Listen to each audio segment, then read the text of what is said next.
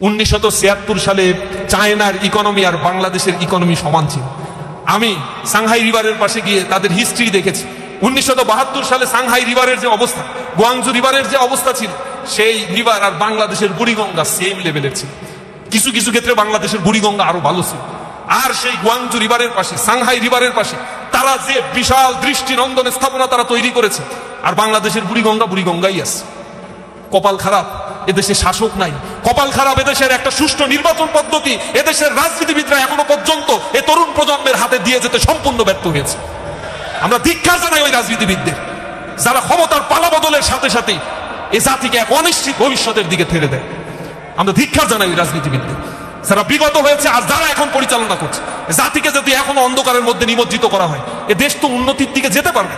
উন্নতির দিকে যেতে গেলে তার একটা সাস্টেনেবিলিটি দরকার। সাস্টেনেবল ডেভেলপমেন্ট ছাড়া একটা জাতি কখনো গড়ে উঠতে পারে না।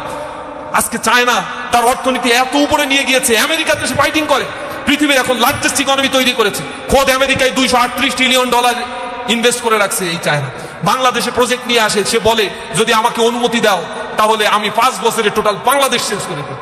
মালয়েশিয়ার যে স্থাপনাগুলো অধিকাংশ সব চায়না তৈরি করে দিয়েছে, এবং চায়না সেখানে ডেভেলপমেন্ট করে মালয়েশিয়ার মাথাপিছু আয় $40,000 মার্কিন উঠিয়ে দিয়েছে। 140 কোটি মানুষের দেশ চায়না, তাদের মাথাপিছু আয় $13,000 মার্কিন। শুরুতে বলছি বাংলাদেশের মতো শুভঙ্করের ফাঁকি না। এখানে গিনি কোএফিসিয়েন্ট খুবই ক্লোজ। এক ভাই প্রশ্ন করছেন, সুন্দর বাংলাদেশ গঠনে ইসলামী ছাত্র শিবিরের পদক্ষেপ ভূমিকা কি? আমাদের স্লোগানটাই হচ্ছে সমৃদ্ধ সুন্দর একটি বাংলাদেশ গড়তে আমরা কতগুলো ক্রাইটেরিয়া ফলো করব, সৎ, দক্ষ আর দেশপ্রেমিক নাগরিক তৈরি করব। আমরা মনে করি যদি কারো ভিতরে সততা থাকে কিন্তু দক্ষতা না থাকে, এই সততা ভ্যালুলেস হয়ে যায়। সততা আছে কিন্তু ব্যবহার করার জায়গা নাই। আমরা দ্বিতীয়ত বলছি তোমার ভিতরে দক্ষতাও গড়ে তুলতে হবে। আর দক্ষতা আছে, সততা আছে, বিদেশে গিয়ে কাজ করতেছি, অনেক টাকার মালিক হয়ে যাচ্ছে। ইসলামী ছাত্র শিবির লাস্ট বলছে দেশপ্রেম তোমার ভিতরে থাকতে হবে। এ দেশ তোমার প্রতি অনেক টাকা খরচ করছে। তুমি ইউনিভার্সিটিতে পড়ো, তোমরা এখানে মাদ্রাসায় যারা পড়ছো, এভারেজে প্রতি বছর 10,000 টাকা করে গভর্নমেন্ট তোমার পিছনে খরচ করে। তুমি স্কুলে পড়াশোনা করলে 25,000 টাকা করে এভারেজে গভর্নমেন্ট তোমার পিছনে খরচ করে। আর তুমি যদি ক্যাডেট কলেজে পড়ে থাকো, এভারেজে 1,35,000 টাকা করে পার ইয়ার তোমার পিছনে গভর্নমেন্ট খরচ করে থাকে। মাদ্রাসা ছাত্ররা একটু বৈষম্যের শিকার, এর বিরুদ্ধে কথা বলতে হবে। মাদ্রাসা দ্বারা আসলে কথা বলতে হবে। এই রাষ্ট্র আমার সমান অধিকার নিশ্চিত করতে 100% ব্যর্থ হয়েছে। শুধু মুখে মুখে বুলি আউলাইলেই হবে না। এই রাষ্ট্রের সংবিধান আমাকে যে রাইটস দিয়েছে, সেই রাইটস আমাকে বুঝিয়ে দিতে হবে, এবং বুঝে নেওয়ার প্রজন্মটাই হচ্ছে জেনারেশন জেন জেড। এই প্রজন্ম তাদের অধিকার বুঝে নেবে ইনশাআল্লাহ। সুতরাং এই রাষ্ট্র আমার জন্য যে খরচগুলো করে, এটা আমার লায়াবিলিটি তো রাষ্ট্রের প্রতি থাকতে হবে। আমরা সেই দেশপ্রেম গড়ে তুলি, এবং স্বাধীনতার পরে এই বাংলাদেশকে নিয়ে যদি কোনো ভাবনা করা কোনো রাষ্ট্র ইসলামী দল থাকে, ইসলামী ছাত্র সংগঠন থাকে, সেটা হচ্ছে ইসলামী ছাত্র শিবির। ইসলামী ছাত্র শিবির যে কার্যক্রমগুলো করেছে অ্যানালাইসিস করে দেখবেন, লোপাটের রাজনীতি ইসলামী ছাত্র শিবির করে না। এমন মানুষ তৈরি করেছে, যে জায়গায় এই মানুষগুলো গিয়েছে সেখানেই দক্ষতার পরিচয় দিয়েছে, দেশপ্রেমের পরিচয় দিয়েছে। বিগত ফ্যাসিস্ট আমলে আমাদেরকে প্রমাণ করার জন্য কি করতো, মেসে মেসে অভিযান চালিয়ে প্যান্ট পরায় বলতো যে টাকলুর উপরে প্যান্ট আছে কিনা, যদি থাকতো বলতে এটা নিশ্চিত শিবির করে। এরপরে মসজিদে গিয়ে দাঁড়ায় থাকতো, মসজিদে নামাজ পড়তে আসে কে কে, খোঁচা খোঁচা দাঁড়িয়ে আছে। এরপরে মানে নমনীয় ভাব, মাথা নিচু করে হাঁটে চলে, সালাম দিয়ে কথা বললে শিবির করে। যত ভালো কিছু আছে সব শিবির করে। রিমান্ডে নিয়ে আমাদের জিজ্ঞাসা করছে তোমরা এই করো সেই করো, আমরা বলছি এই ভালো কাজ করলেই কি শিবির? বলছে হ্যাঁ, এগুলাই তোমাদের বৈশিষ্ট্য, আমরা জানি। যত ভালো তার সাথে শিবির। এগুলো একটা ট্যাগ দিয়ে আমাদেরকে এরকম বানায় ফেলছে। বলে ও ঘুষ খায় না তাহলে শিবির করতে, ওর চাকরি থেকে বরখাস্ত করতে হবে। ও সুদ খায় না তাহলে ও চাকরি থেকে বরখাস্ত করতে হবে, ওরে এখানে রাখা যাবে না, ও শিবির। শিবির আতঙ্ক সারা বাংলাদেশে এখন ছড়াই গেছে। এখন অনেকে বলে হলে শিবির কমিটি দেয় না কেন? হলে কমিটি দিতে হবে ঢাকা বিশ্ববিদ্যালয় বলে, অথচ ছাত্ররা হল কমিটি ঢাকা বিশ্ববিদ্যালয়ে চায় না। স্পষ্টভাবে বলছে হল কমিটি না, রাজনীতি আবাসনের জায়গায় হবে না। একটা মেজরিটি পার্সেন্ট 80-90% ছাত্র এটা চায়। প্রশাসন ছাত্রদের মুখোমুখি ছাত্র শিবিরকে দাঁড় করাতে চায়। আমরা বলছি ছাত্র শিবির কখনো ছাত্রদের মুখোমুখি দাঁড়াবে না। যখন ছাত্ররা ফিল করবে পলিটিক্স দরকার, ট্রমাটাইজ একটা সিচুয়েশন থেকে ছাত্ররা এখন উঠেছে। বিগত 15 বছরে রাজনীতি বলতে, ছাত্র রাজনীতি বলতে গণরুম গেস্টরুম কালচার। তারা বুঝেছে রাজনীতি মানেই হচ্ছে দখলদারিত্ব, সাদাবাজি, ছিনতাই। এরপরে বয়স শেষ হয়ে যায় 15 বছর আগে, এরপরে এখনো পর্যন্ত সভাপতি। এইগুলো চলে, এগুলো বলছে তারা রাজনীতি। এই রাজনীতিকে তারা ঘৃণা করে প্রত্যাখ্যান করেছে। তারা প্রকাশ্য দিবালোকে জবাই করে করে মানুষকে হত্যা করছে। অমুসলিম সে বলতেছে আমি শিবির করি না, ও বলে তুই সংখ্যালঘু শিবির, এটা বলে তাকে নির্যাতন শুরু করে দিচ্ছে। কল্পনা করা যায় যে এইগুলো আপনারা দেখেন না বিগত সময়গুলোতে, এগুলো করে করে আমাদের থেকে মানুষকে আলাদা করার জন্য চেষ্টা করছে। কিন্তু তারা কি পারছে? কোনো আদর্শকে শেষ করা যায় না। এখন আমাদের হলের রাজনীতি ছাত্ররা যখন চাইবে ইসলামী ছাত্র শিবির তখনই হলে কমিটি দিবে, অন্যথায় ইসলামী ছাত্র শিবির ছাত্ররা যেভাবে চায় এই দেশকে গঠন করতে ইসলামী ছাত্র শিবির সহায়ক শক্তি হিসেবে, এই রাষ্ট্রকে গঠন করার জন্য, এই রাষ্ট্রের সম্পদ হিসেবে, এই বিশ্ববিদ্যালয়ের ছাত্রকে গড়ে তোলার জন্য ইসলামী ছাত্র শিবির কাজ করবে ইনশাআল্লাহ। এজন্য আমাদের কার্যক্রমগুলো সব স্টুডেন্ট ওরিয়েন্টেড এবং কল্যাণমুখী ইনশাআল্লাহ। এবার প্রশ্ন করছেন খেলাফতে ছাত্র শিবির আস্থা রাখে কিনা, গণতন্ত্র নিয়ে ছাত্র শিবিরের বিশ্বাস কি? খেলাফত আর গণতন্ত্র পাশাপাশি দাঁড় করানোর কোনো কারণ নাই। ইসলামী ছাত্র শিবির খেলাফতে বিশ্বাস করে এবং খেলাফত ব্যবস্থা সম্বন্ধে যে নেগেটিভ ট্রমা ছড়ানো হয়েছে এর ব্যাপারে ইসলামী রাষ্ট্র কাঠামো কেমন হবে এই নিয়ে লক্ষ লক্ষ বই রচনা হয়ে গেছে। ইসলামী আইনশাস্ত্রবিদরা এটা লিখে ফেলেছে, আপনারা এটা একটু দয়া করে পড়বেন।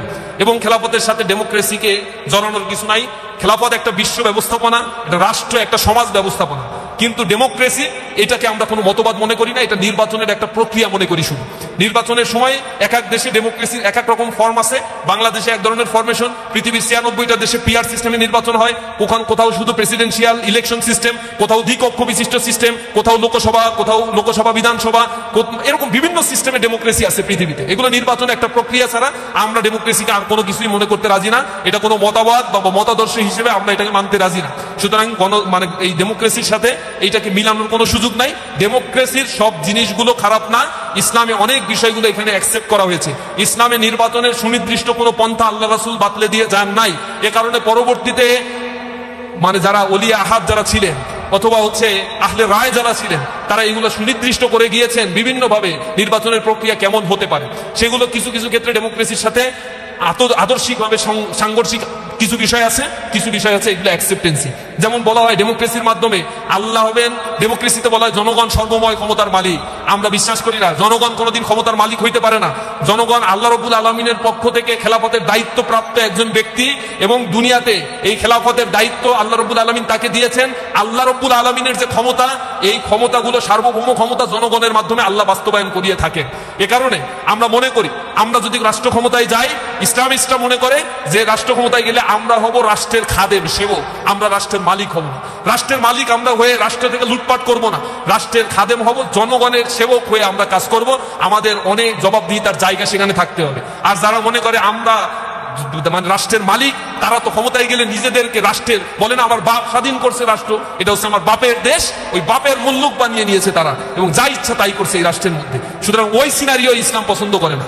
ইসলামের আহলুল হাল্লি ওয়াল আকদ আর ওলিয়া আহাদের সিস্টেম রয়েছে, মজলিসে শুরার সিস্টেম, এগুলো বিস্তর আলোচনা, এগুলো নিয়ে সেমিনার হলে কোনোদিন হয়তো আপনাদের সাথে আলোচনা করা যাবে। আপনারা ইউনিভার্সিটিতে পড়েন, বিস্তর পড়াশোনা করবেন আপনারা ইনশাআল্লাহ।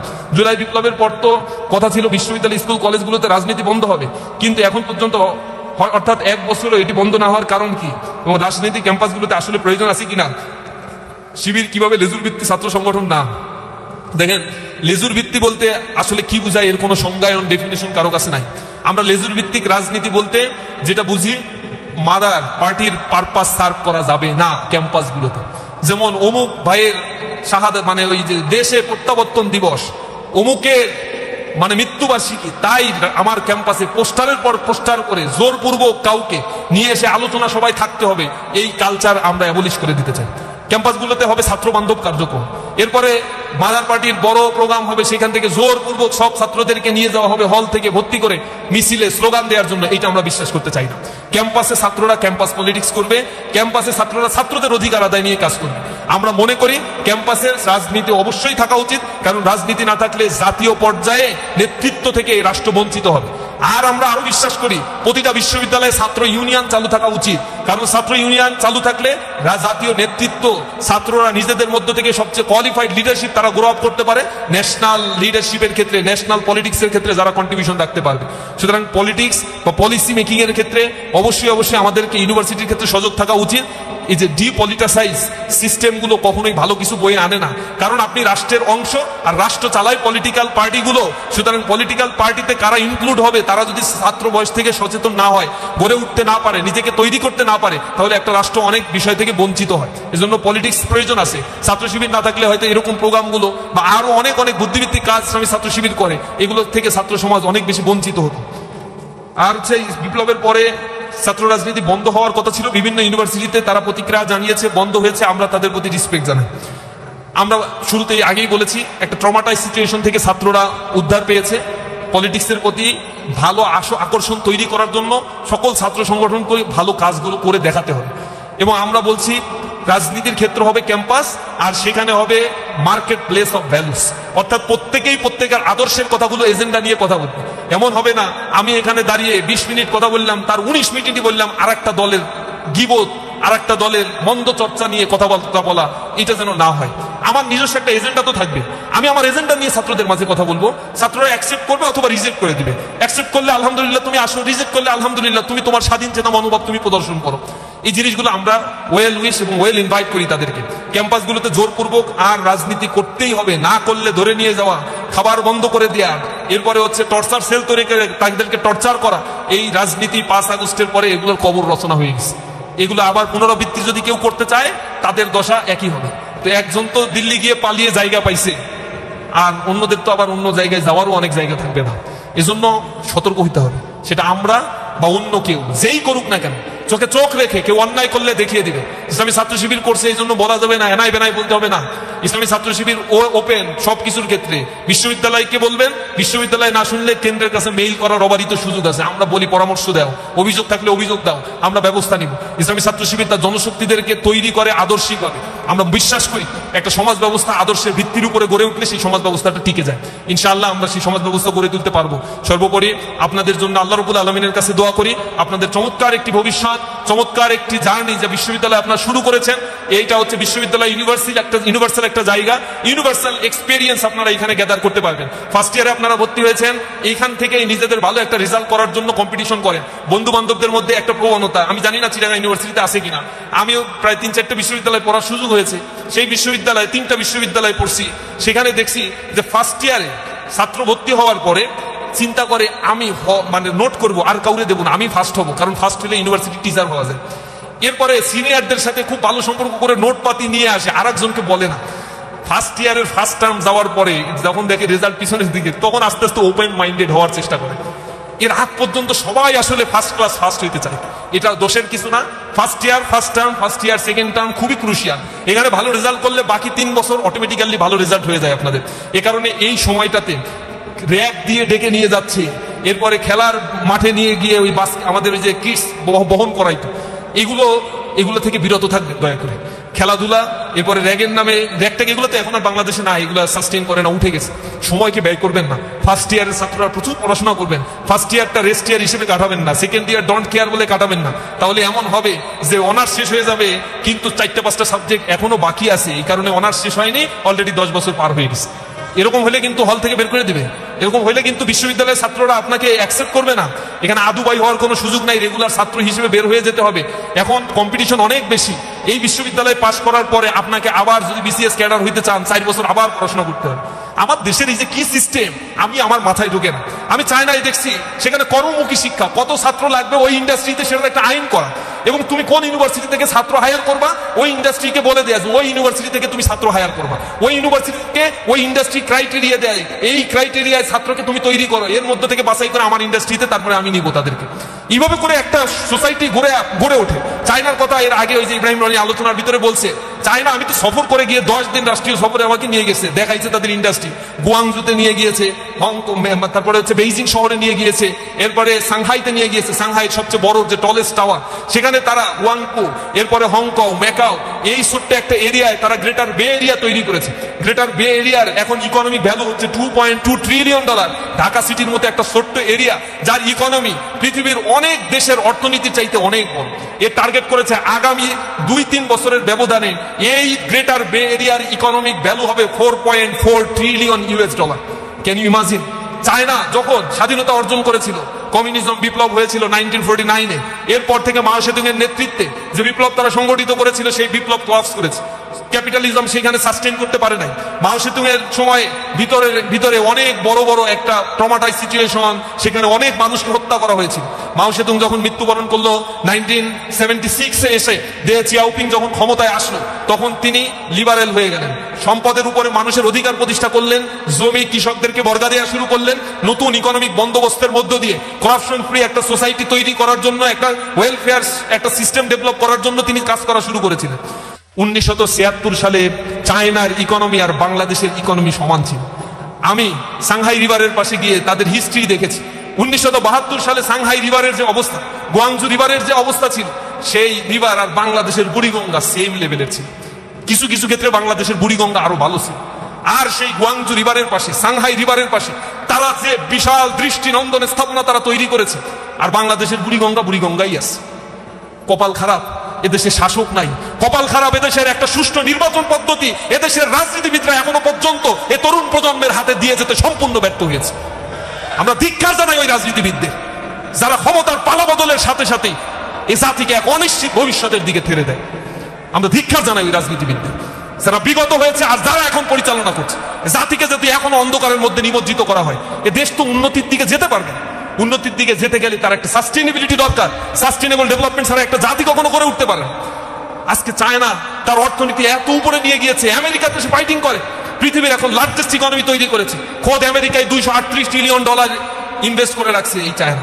বাংলাদেশে প্রজেক্ট নিয়ে আসে, সে বলে যদি আমাকে অনুমতি দাও তাহলে আমি 5 বছরে টোটাল বাংলাদেশ চেঞ্জ করে দেব।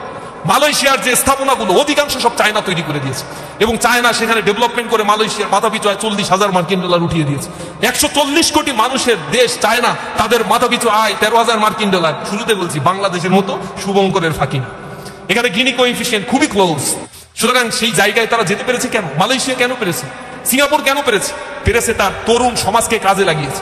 বাংলাদেশ একটা চরম মিস্টেকের দিকে আগাচ্ছে।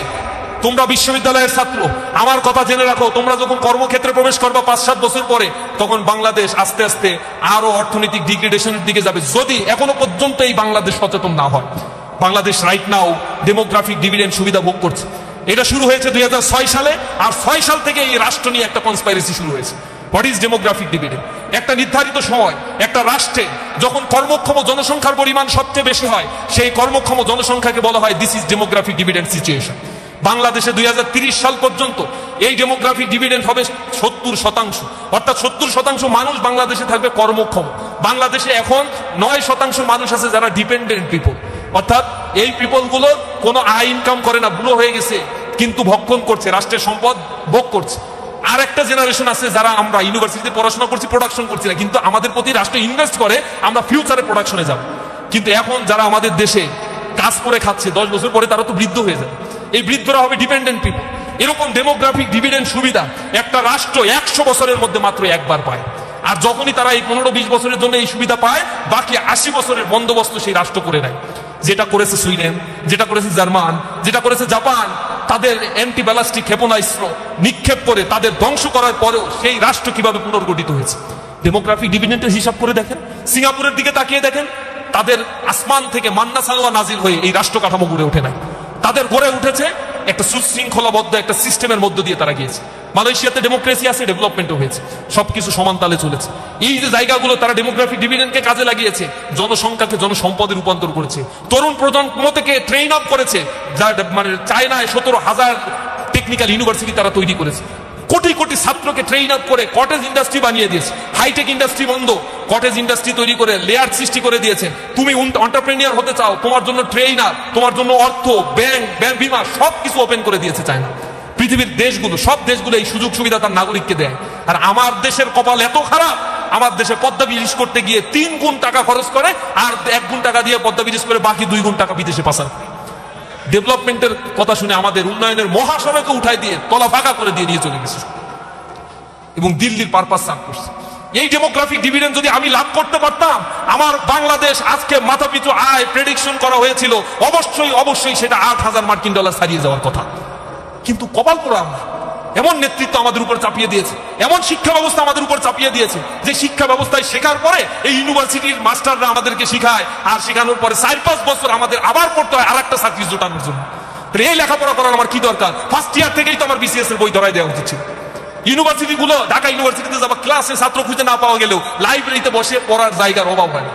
এবং সেইখানে লাইব্রেরিতে যে দেখা যায় যে গবেষণার বইগুলো ময়লা পড়ে আছে, মোছার লোক নাই, আর BCS এর বইগুলো পড়তে পড়তে সেগুলোর পাতা ছিঁড়ে অবস্থা খুবই খারাপ। অথচ একটা ইউনিভার্সিটি নলেজ ক্রিয়েশনের জায়গা হওয়ার কথা ছিল, সেখানে ইনভেস্টমেন্ট সরকার করে না, ইনভেস্টমেন্ট করে মানে এই স্ট্রাকচারাল ডেভেলপমেন্টের ক্ষেত্রে। পৃথিবীর 58তম র্যাঙ্কিং এর একটা ইউনিভার্সিটি আমি গিয়েছিলাম, ইউনিভার্সিটি অফ মালায়। এই জায়গায় গেলে তোমার মনে হবে যে এইটা কেমনে এরকম একটা ইউনিভার্সিটি হয়, স্ট্রাকচারই ঠিক নাই। মানে দেখতে ভালো লাগে না, সূক্ষ্ম শুষ্ক। লাইব্রেরি থেকে তুমি পাগল হয়ে যাবে, সেখানে রিসার্চ হচ্ছে, গবেষণার পর গবেষণা ছাত্ররা করছে, তাদের থাকার জায়গার অ্যাকোমোডেশন আর ফ্যাসিলিটিসের দরকার হয় না। তারা চায় সোসাইটিকে পরিবর্তনের জন্য নিজেদেরকে প্রোডাক্ট হিসেবে তৈরি করতে। আর আমার দেশের বুয়েট থেকে পড়ার পরে 60% স্টুডেন্ট দেশের বাইরে চলে যায়। 60% মেধা ধরেই রাখতে পারে না এই দেশ, তাদের কোনো হুঁশও নাই। তাদের জন্য একটা গবেষণাগার করে দিবে, ইউনিভার্সিটিগুলোতে বরাদ্দ দিবে, ইউনিভার্সিটির টিচারের র্যাঙ্কিং উঠবে গবেষণা খাতে বরাদ্দের উপরে, ইউনিভার্সিটির টিচারদেরকে টার্গেট দিয়ে দিবে, এই পর্যায়ের যদি ফান্ডিং আনতে পারো তাহলে তুমি অ্যাসোসিয়েট প্রফেসর হবে, এছাড়া হইতে পারবা না। আমার টিচাররা আবার আমার কথায় অখুশি হয়। পৃথিবীর বিভিন্ন জায়গাতে এরকমই করে ভাই, টিচাররা পলিটিক্স অতিমাত্রায় করে ছাত্রদের উপরে এর একটা নেগেটিভ প্রভাব ফেলে সব জায়গা তারা আজকে বিশৃঙ্খলা সৃষ্টি হচ্ছে। সব টিচার না, একটা বড় অংশের টিচার তো রিসার্চ করছে আলহামদুলিল্লাহ, তবে একটা অংশ কিন্তু এই কাজগুলো করছে। ছাত্ররাও এই জায়গায় গা ভাসিয়ে দিয়ে লেখাপড়া বাদ দিয়ে তুমি যদি তোমাকে গড়ে তুলতে চাও তাহলে তোমার দেশে জেনে রাখো রাইট নাও 40 লক্ষ বেকার আছে, তুমিও কোনোদিন এই খাতায় তোমার নামটাও লেখাইতে বাধ্য হবা। এটাও যদি না লেখাও তাহলে 1 কোটি বাংলাদেশে ডিসগাইজ আনএমপ্লয়েড আছে, অন্তত 1 কোটির কাতারে তোমার নামটা তুমি লেখাইতে পারবে। তুমি প্রত্যাশা করো 20,000 টাকার চাকরি, রাষ্ট্র তোমাকে 10,000 টাকার চাকরি তাই সার্কুলার দিয়ে বলবে অনার্স মাস্টার্স পাস, প্রতি তদশা কোনো বিশ্ববিদ্যালয় থেকে তাও পাস নিতে হবে। নিজের লজ্জা হওয়া উচিত। ইউনিভার্সিটিতে পাশ করে 12,000 টাকার চাকরির জন্য ইউনিভার্সিটি গ্রাজুয়েট সে আবেদন করতে হয়, উদ্যোক্তা হইতে পারে না। এদেশে যে শিক্ষা কমিশন আমাদেরকে গঠন করা হয়েছে স্বাধীনতার পরে, যে শিক্ষা আমাদের উপরে চাপিয়ে দেওয়া হয়েছে, লাঞ্ছনা করা একটা শিক্ষা ব্যবস্থা। এই শিক্ষা ব্যবস্থা সেই ম্যাকলে কমিশন 1843 সালে যে সুপারিশ দিয়েছিল তার আদলে তারা বলেছিল আমরা একটা প্রজন্ম তৈরি করতে চাই, যে প্রজন্ম দেহে মানসিক গড়নে হবে হচ্ছে বাঙালি, আর মনস্তাত্ত্বিক ভাবে শিক্ষা দীক্ষায় হবে ব্রিটিশদের দাস। আমরা সেই দাসে পরিণত হয়েছি। আমার বাবা আমি একটা চাকরি করি এটাকে প্রেফার করে, আমি উদ্যোক্তা হই এটাকে প্রেফার করতে চাই। মনস্তাত্ত্বিক ভাবে আমরা এইভাবে তৈরি হয়েছি। এই সিস্টেমকে ভেঙে দিতে না পারলেই রাষ্ট্র গঠিত হবে না। সবাইকে কে চাকরি দেবে? সরকারি চাকরি 1% দিতে পারে না, ভ্যাকুয়াম তৈরি হয় না। অথচ 99% ক্ষেত্রে প্রাইভেট জব সৃষ্টি হচ্ছে, সেইখানের জন্য তোমাকে তৈরি করতে হবে। ফার্স্ট ইয়ার থেকে তোমাদের কাছে অনুরোধ জানাই প্রিয় ভাই, শিবির করার দরকার নাই, শিবির করতেও বলি না, এই নবীন বরণ করে তোমাদের কাছে কিছু অনুরোধ আমরা জানাই, কারণ you are the next generation, you are the future of this society, so build yourself for the future better, for the betterment of this country. আল্লাহর রাস্তায় তোমরা নিজেদেরকে একটু তৈরি করো। তোমরা যদি তৈরি হয়ে যাও, হক কথা বলতে শেখো, নিজেদের দক্ষতাকে কাজে লাগাও, আর যদি করাপশন থেকে নিজেদেরকে বাঁচিয়ে রাখতে পারো, তাহলে নিঃসন্দেহে এই রাষ্ট্রটা গঠিত হয়ে যাবে। আর ইসলামী ছাত্র শিবির এই সুন্দর একটা রাষ্ট্র গঠনের স্বপ্ন দেখে আমরা চিন্তা করি এই রাষ্ট্রের উপরে লাল সবুজের পতাকাকে খামচে ধরে আর কোনো শকুন যেন এখান থেকে আমার স্বাধিকার, আমার সার্বভৌমত্বকে আর যেন কেড়ে নিতে না পারে। এজন্য আত্মপ্রত্যয়, স্বনির্ভরশীল হয়ে দক্ষতা সম্পূর্ণ চোখ কান খোলা একটা প্রজন্ম গড়ে উঠতে হবে, যে প্রজন্ম নিজেকে গড়ে তুলবে, এই রাষ্ট্রের পারপাস সার্ভ করবে, এই দেশটাকে ওন করে বুকে হাত দিয়ে বলবে এই দেশ আমার, এই রাষ্ট্র আমার, এই রাষ্ট্রকে গড়ে তোলার দায়িত্ব আমার, আমি আমার দেশকে ভালোবাসি। এই চেতনাটুকু আমরা যখন নিজেদের মধ্যে জাগ্রত করতে পারবো, কোনো হুঙ্কার আমাদেরকে পিছু টান দিয়ে রাখতে পারবে না। আমরা বিশ্বাস করি উষার দুয়ারে হানি আঘাত, আমরা আনিব রাঙা প্রভাত, আমরা টুটাবো তিমির রাত ও বাধার বিন্দাচল। আমরা অন্ধকার বিদূরিত করে দিয়ে আলোর প্রস্ফুটিত মশাল হাতে নিয়ে জাতিকে জ্ঞানের আলোকে আলোকিত করে সমাজ ব্যবস্থাকে পাল্টে দিয়ে তাক লাগানো একটা উৎকর্ষতা সাধনের ব্রুতি নিয়ে যেন এই পথ চলাকে আমরা সামনে নিয়ে যেতে পারি, সে আহ্বান জানিয়ে আমার কথা শেষ করছি। হাযা মা ইনদি ওয়া ইলমু ইনদাল্লাহ আলাইহি তাওয়াক্কালতু ওয়া ইলাইহি উনীব। আসসালামু আলাইকুম ওয়া রাহমাতুল্লাহ।